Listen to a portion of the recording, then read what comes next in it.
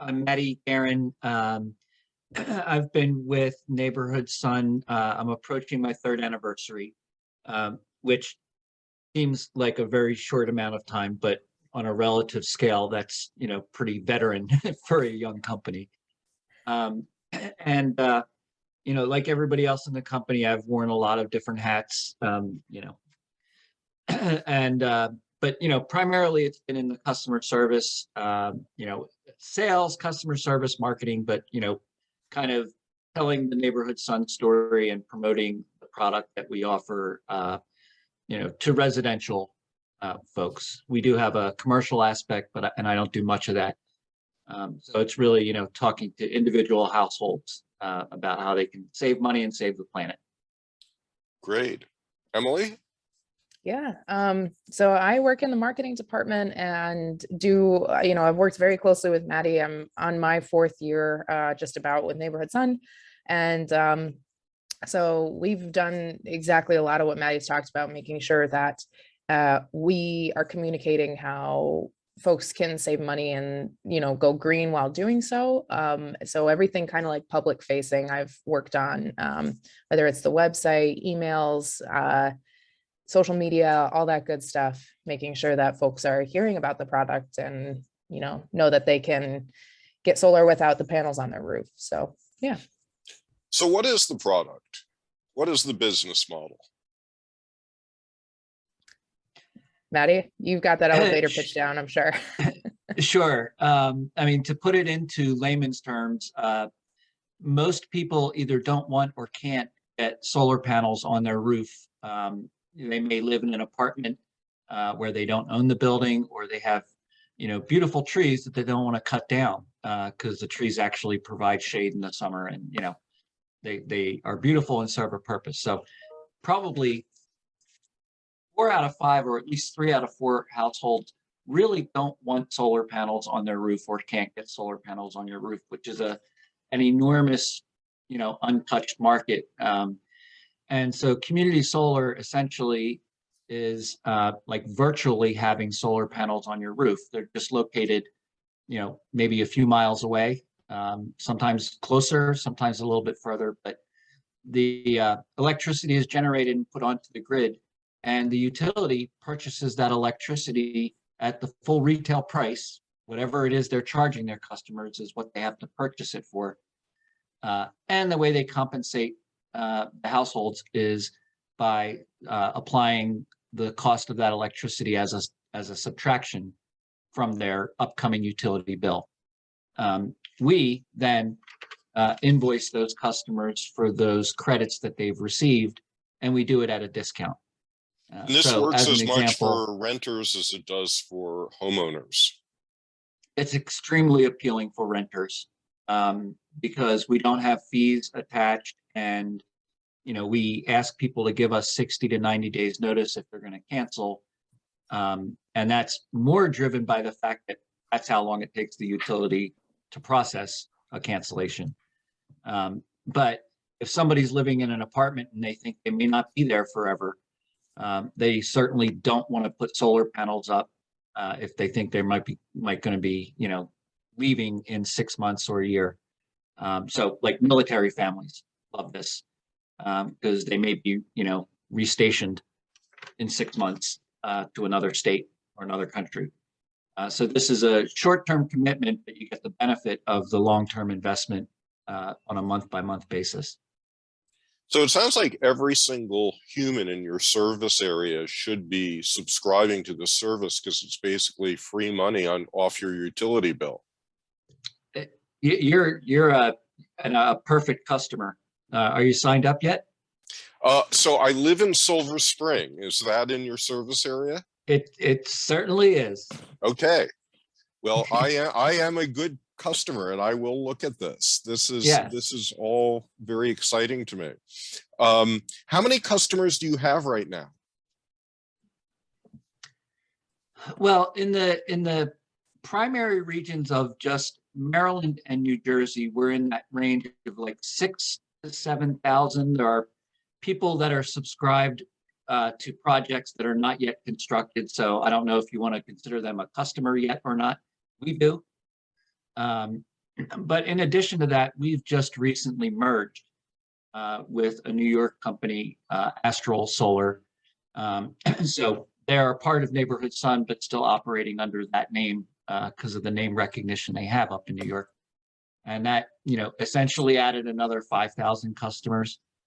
Plus, we manage customers for other companies that are based out of Colorado, that the amount of electricity that's generated out in Colorado is equal to everything that we're generating in Maryland and New Jersey.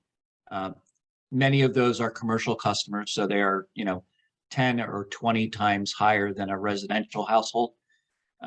But we do manage the customer base out in Colorado as well. So that the growth has been enormous. Like I said, I've been with the company for in the next couple of weeks, I'll hit my 3-year anniversary. And when I started, we did not have a project that was operating. We literally had 0 customers. And now by the end of this year, we'll have 75 megawatts of electricity that we're supplying and managing, which is, 75 megawatts is, gosh, how many households is that the equivalent for? I mean, that's, lot. yeah, that's like 150,000 household equivalents. Yeah. It's huge. And where do you see the company going in, say, 5 years? I'll kick that one to you, Emily. Sure. I mean, it's just to continue bringing to solar to all states across the country. Community solar is one of those kind of newer products, and the way we like to kind of position ourselves really is that, or I should say the way we may not want to be positioning ourselves is that we're going against about 15 plus years of marketing and messaging that says, if you want solar energy, it has to be on your roof. So there's a lot of still buy-in and education that needs to take place. And it's not in every state across the country right now, because in places like Maryland and New Jersey and Colorado, there's state regulations behind it. So the state is actually backing this and making it possible and providing more discounts for lower and moderate income residents and really kind of trying to help this along.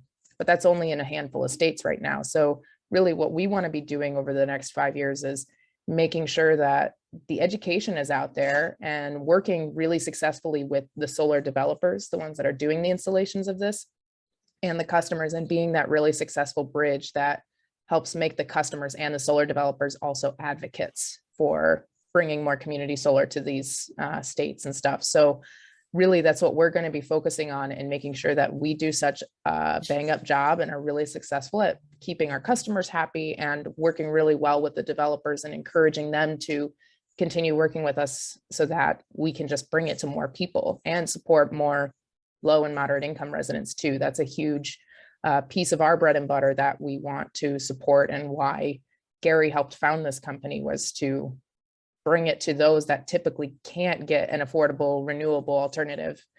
Even if they can get solar on their house, sometimes it's just like a lot of expenses and upfront costs that folks, can't always afford. So that's what we're going to be kind of focusing on. And how do you focus or make the product available to low-income residents?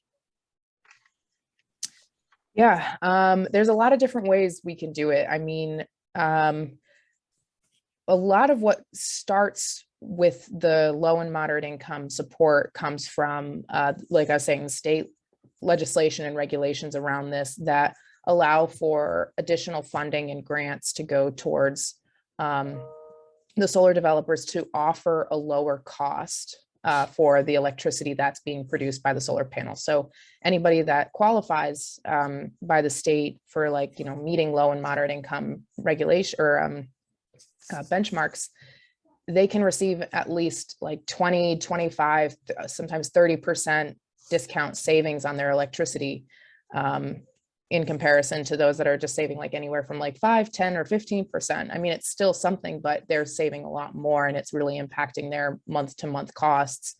And so for us, it's really just making sure we're reaching all of the channels that are working with low and moderate income residents, whether it's housing complexes, whether it's partner organizations. We work with a lot of nonprofits or food banks or other groups that are communicating and working with these individuals to make sure that there's a way that they can lower costs on their utility bills, which is a big deal. It's just a matter of that education component, getting over that hurdle for us. So yeah, partnering with a lot of organizations, that's a big part for us to make sure we're establishing that trust and credibility in the community. So to get where you are as a company over the last 4 or 5 years, how much capital, how much investment did you need to put into the company? That's a great question.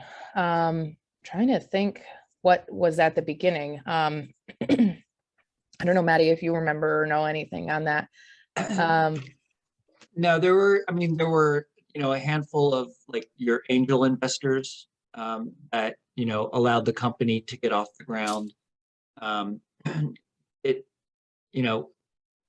It certainly was an investment, a deficit operation for a little while where, the cost to acquire a customer isn't recouped for several months, or 6 months.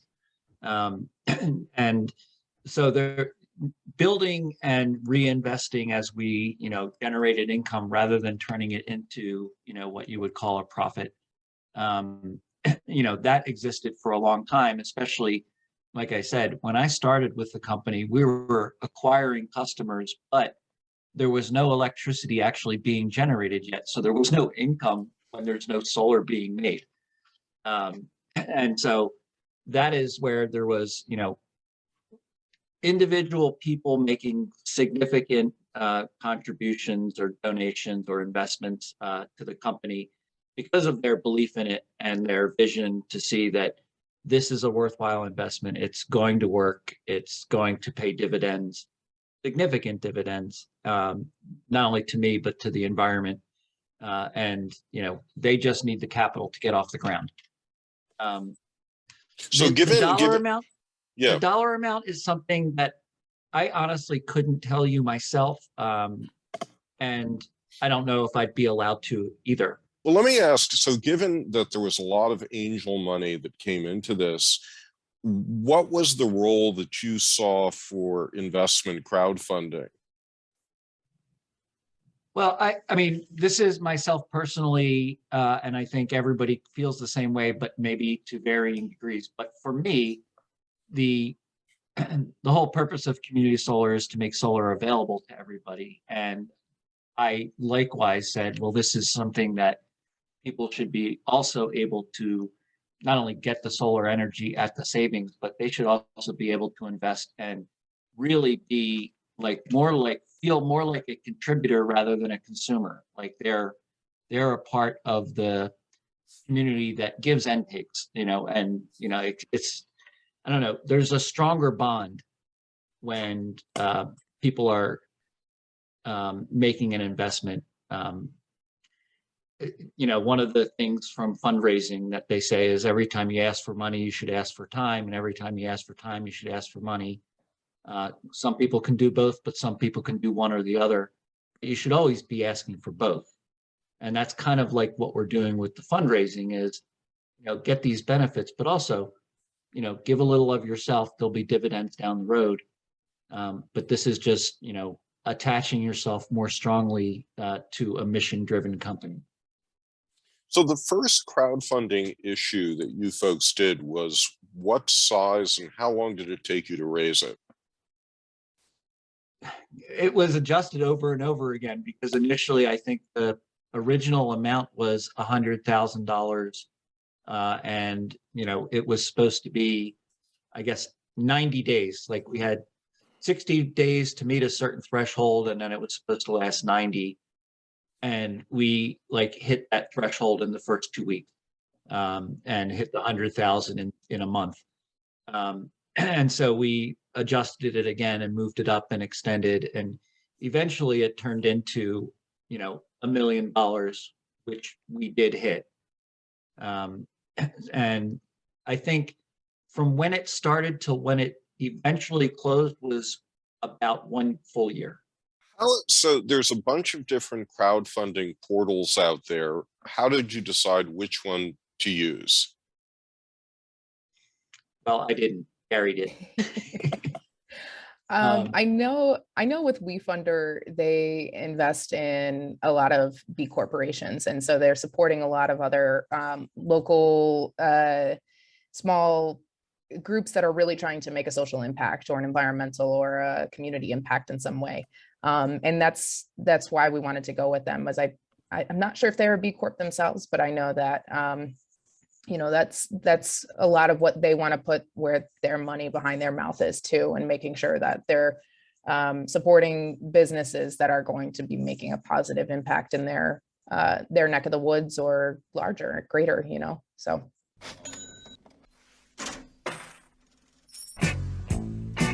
The idea is, it's kind of like if you lived down the street from, this nerdy guy named Bill Gates in 1977.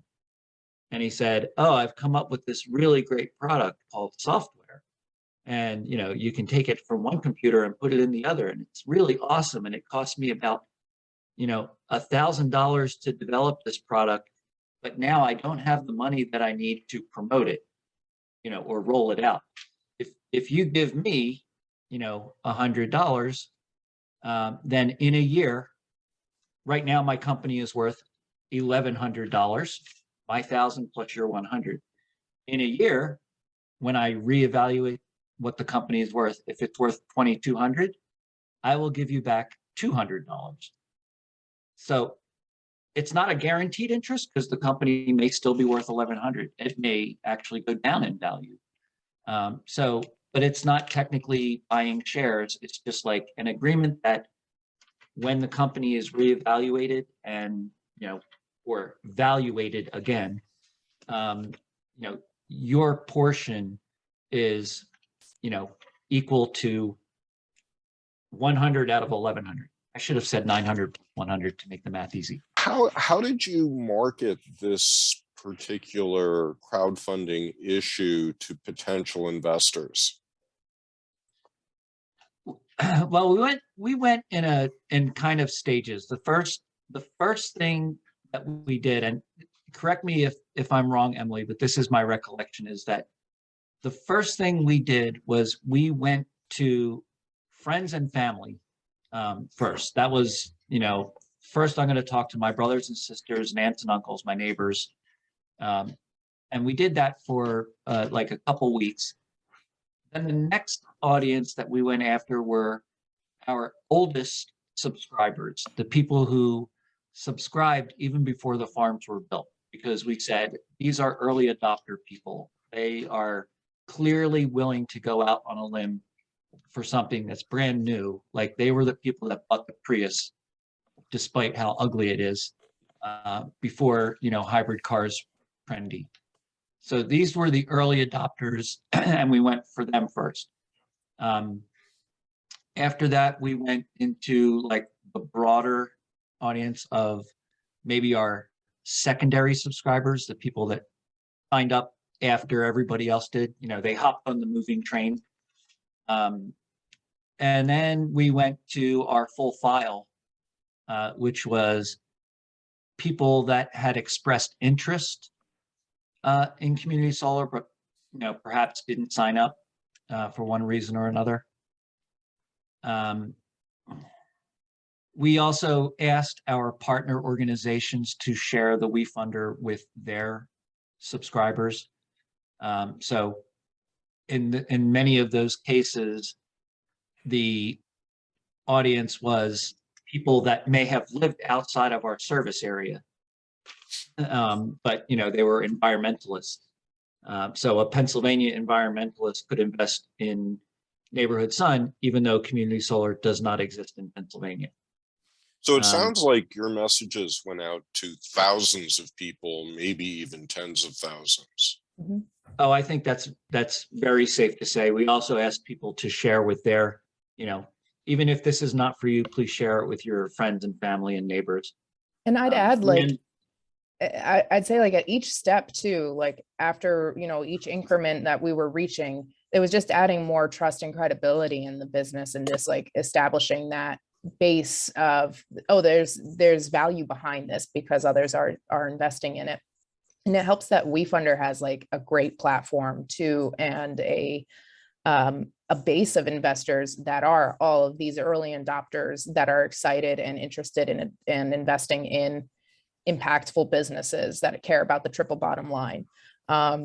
So I think like that in of itself, it's just like a community really of people that care to see the success for these types of businesses. So it really helped. When you look at the final investors in the company, what percentage was brought to the party by you and what percentage was brought by WeFunder? Wow. Well, Maddie and I know the team put a lot of blood, sweat, and tears into bringing in some capital from friends and family and our local supporters. So I want to say it was at least 60%, 50, maybe. I'm in the same category. I was going to say 2/3 was us and 1/3 was WeFunder. And when you think about all of the effort that you put into this, and I appreciate that some of the effort was put in by your colleagues, what was the hardest thing? What took the most time and even potentially money? I almost want to say the story, but Maddie, maybe correct me if I'm wrong. I was literally about to say the same thing. Like, yeah, making the story right for a broad audience. And, one of the things in marketing that people fall into the trap of is they imagine that they're marketing to themselves. And, that's a pitfall that people fall into, is like, I am not necessarily my target audience. So we went through a lot of revisions because we had to say, we want to appeal to, affluent, elderly, and young, energetic, like visionary, idealists. And we want to, appeal to people that can afford $50,000, and we want to appeal to somebody that can only afford 100. So we had to come up with a story that spoke to everybody. And yeah, we went through a lot of revisions and tweaking and changes of languages and changes of the layout. And that was probably the biggest time investment, at least in one chunk of time. Yep. When all is said and done, when you think about how much money it cost you to raise $1 million, do you have a kind of rough estimate of what that would be? I think we had a 4-time return on investment, 4 or 5 times. So we only invested about 1/5 of that into, I mean, and it's hard to say too, like how do we want to capitalize our or quantify our time spent into it too? Because like, it's just like a lot of really caring employees and colleagues that we want this to succeed because we care so much about the work we do and about the business. So like, we're devoting a lot of our own time and resources and stuff. So hard to quantify, but I mean, it had its return on value for sure, especially through WeFunder too, because we were able to reach a larger audience than just our local groups that we're involved with. I mean, they were able to reach an audience internationally. So we have international investors, which is incredible. So yeah.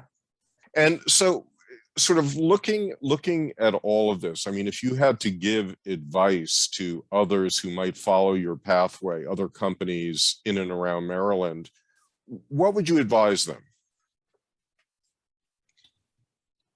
Myself personally is, and it obviously it's going to vary depending on what the company does, but I think what we did right was the stages that we did, where it was friends and family first, and then the people that we knew most committed and dedicated, and then the people that were likely to be, second in line for a new product, rather than first in line, but they were, still in the category of early adopter, because building that base of, we've got 500 investors made it not such a scary thing for that when we finally opened it up to the broadest list of people. It wasn't such a strange, crazy idea. Like, we had already hit $100,000 and we had already gotten 500 people to make those investments. And so, it wasn't this throwing money into a mystery box. It was something that they could see other people had made significant investments. So that kind of added legitimacy.